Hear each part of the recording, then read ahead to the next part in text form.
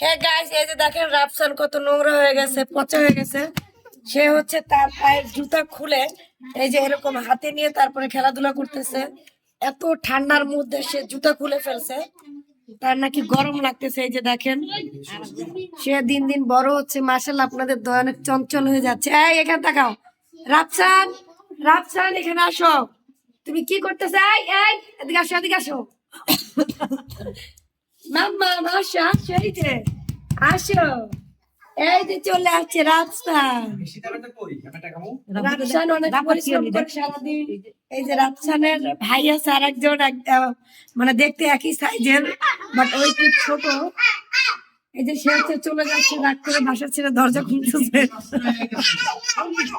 এই বারবার বেঁধে। এই চিৎকার। তো এই যে সে রাগ করে বাসা ছেড়ে চলে যাবে, তাই দরজার সিটকানি খুলতেছে। বুঝছে? ফ্রিজে রাখা লাগতো। রাফাত, এই যে রাফাতকে দেখেন, ডাক দেওয়ার সাথে সাথে সে তাকিয়েছে। রাফাত আসো, আসো, আসো।